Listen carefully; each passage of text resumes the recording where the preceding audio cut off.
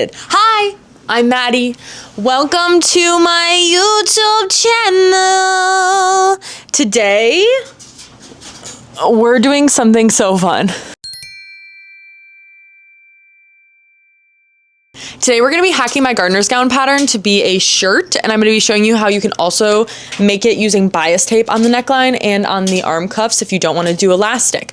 It's super easy and it's really freaking cute. So we're going to be hacking that today, which I'm so excited about because I've been seeing all these cute ass sets when people have like the little poof top on Pinterest with a little short. I might even be making a little short, I don't know yet. The pattern actually comes with 2 different dress styles.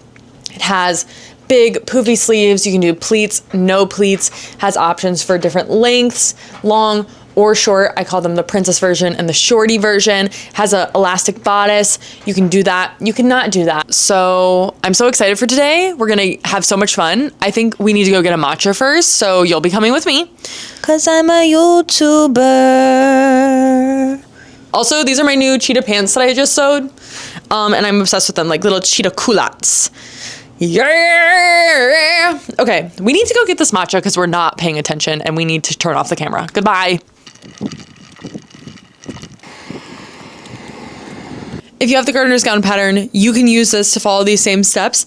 If you don't, you should get it. Or you can just follow along for the ride and watch because it's still gonna be such a fun little video while we make a little set. So here's our fabric. It's really cute. We don't have a ton to work with. So I'm a little bit worried that we might not have enough for shorts and a top, or we're gonna have to do maybe a short sleeve top.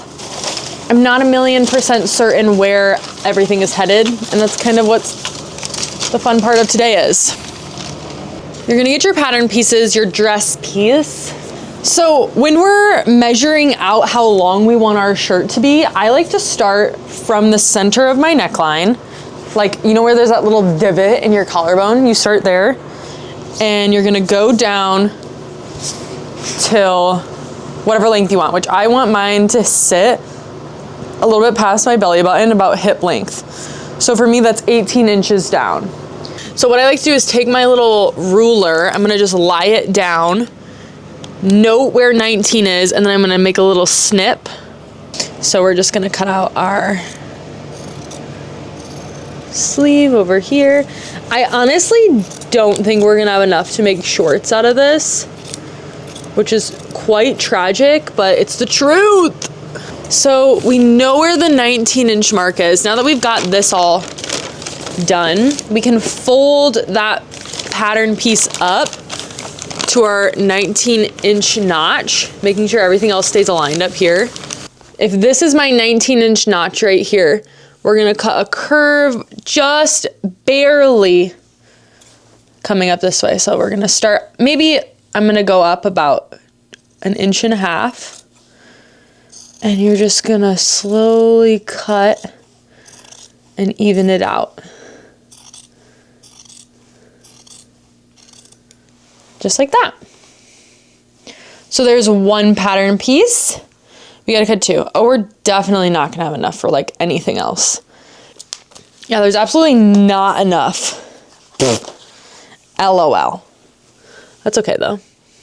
We live, we laugh, we learn, we love. So we're gonna recut out the same exact shape. I'm just now wondering what we should do for the sleeves because we didn't plan that far ahead. And we don't have enough for the sleeves at all. Guys, I'm so sorry. This video, actually, I'm not sorry. This is what a day of sewing with me actually looks like. We're totally pivoting. We're doing the same thing, but I realized this fabric, the 2 pieces I already cut out, I'm not loving what they look like with any of the other colors I thought would match for the sleeves, but this brown and pink striped fabric, we could use this for our gardener's gown hack now and our 2-piece set, because this will actually fit the whole top and the shorts. So we're using this fabric instead now. Look how cute this is. So I'm gonna make this into a soft armor, which is this pattern right here. I love this pattern. It's so comfy and cute with no hood. So I'll do that instead. And then now we're gonna make the brown and pink striped set.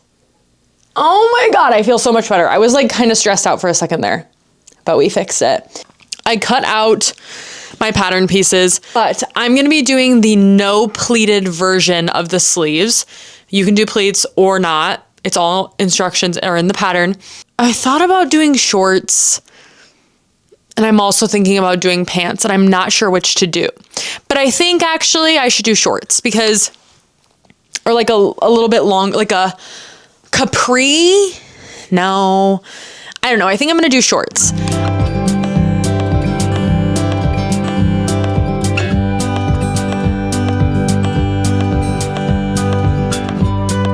All right, we're assembling the shirt now. We're gonna be doing French seams. I feel good. I feel much calmer now. I think I had my matcha and then I was like, ah, we don't have enough fabric. And then I was like, you have a whole closet of fabric, babe.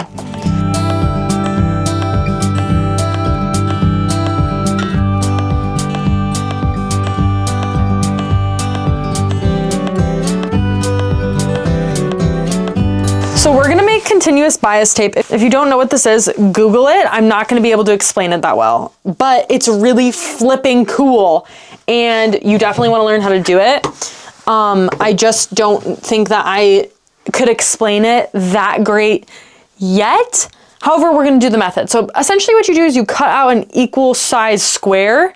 You cut 2 right triangles, you sew them together to create a parallelogram, and then you sew the parallelogram into a tube that's a little offset by however amount of inches your bias tape is, and then you can cut the loop out to be a continuous strip of bias tape. It's a really, really cool sewing thing. I've never done it before until recently, and I absolutely love it.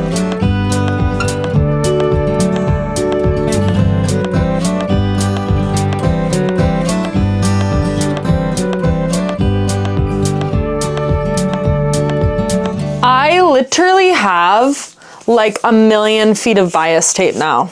This tool, you drag it on your ironing board and it folds the 2 sides up to make bias tape as you iron. It's so much easier. I really recommend getting these. I think it was like $7 for a pack of them. I did a 24 by 24 inch square. I took my square, I folded it into 4. So then it was a small square and I did 12 inches on all sides. So then it was 24 inches. And that made the perfect amount. And I did 2 inches, so it's actually 1 inch bias tape. We're moving on to the neckline. This is where things get different if you're following this as a tutorial. On the neckline, instead of doing the elastic, what we're gonna do is bunch it together and then we're gonna put bias tape over it to secure all the bunches. So you're gonna wanna turn your stitch width up to the highest it goes and your stitch tension up to the highest it goes. We're gonna make sure we're on straight stitch. We're gonna start at the top, wherever you want, and you're just gonna stitch as close as you can to that edge. I'm gonna stop before I go over that seam so I can easily tighten my thread. So you're gonna wanna leave a long tail.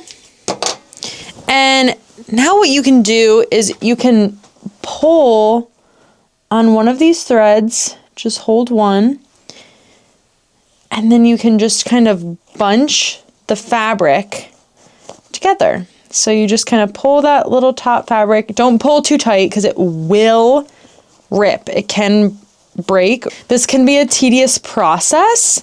So we're just gonna do this around the neckline until it's exactly what we want. Here's what we're gonna do first. We're gonna grab our bias tape. We're gonna grab whatever end we'd like. And when we ironed this down, we folded it over so that one side is just a pinch shorter than the other side, if you can see that. So the layer that's shorter is gonna be the one that's on the outside because we're gonna stitch on the outside.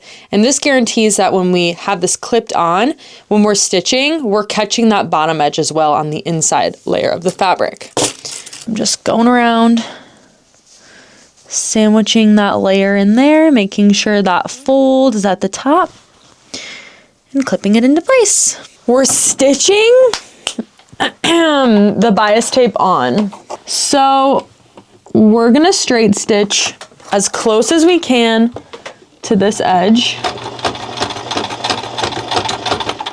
As you go, you just want to double check on the back side, like, oh yes, I am catching all of those fabrics.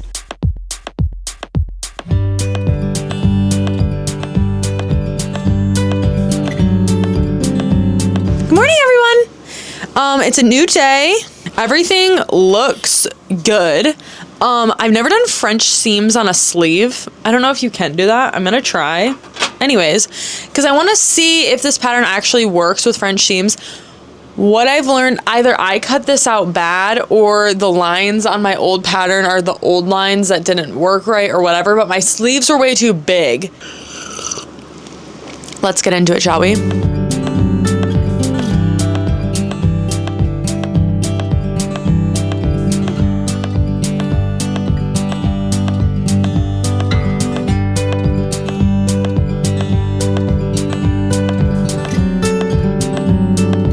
My sleeves are attached. The French seam turned out really great, honestly. So now what we're gonna do is get into bunching the sleeve cuffs. So we're gonna repeat exactly what we did on the neckline, where you have your stitch width up really high, your tension up high, you're not gonna back stitch, and we're just gonna go around as close as we can to that edge. We are attaching the bias tape around the armholes. And we're just gonna do exactly what we did with the neckline, where you fold it in and we sandwich that in between.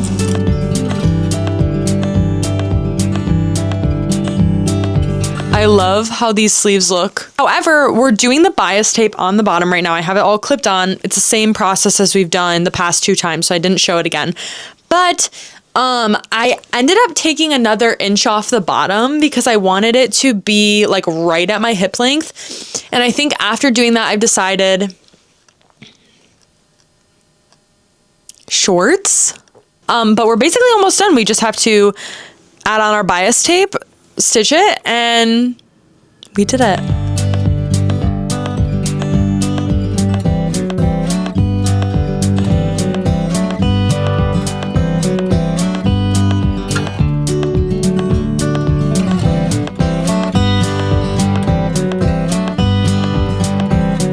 Guys, I love this version. Look at how cute this looks with the little bias tape. These shorts I made using the baggies pattern, so it would be the same fit pretty much. And I think I like the silhouette of the shorts much better with this top. I'm looking in the mirror. Yeah, I think the pants, like in all reality, the pants would be really cute on their own, but I want to make a set. Overall review, love it. The cutting it slightly curved, I might have even, no, because as you can see at the hem, it actually sits flat across. If you cut fully straight across, it does like a little, like a swooped up thing like this. And it looks like that, which, like, if you want to go for that, go ahead. But I'm going to have the pattern linked in the description. So if you don't have it, you can get it there. You can make an elastic, like there's so many options with this pattern. And I'm so happy to have made this tutorial of how you can do bias tape on the neckline and the arm cuffs as well. If you make this, let me know below. I would love to hear how your guys' process goes. If you've been sewing anything fun, comment it, let me know. I love hearing from you guys. It's so fun to respond on here. And yeah, thanks for being here. And I will see you guys next week or the week after for my next knit and sit. I have a really fun hike planned, so I think we're gonna have a lot of fun with it. Okay, I'll see you guys. Bye!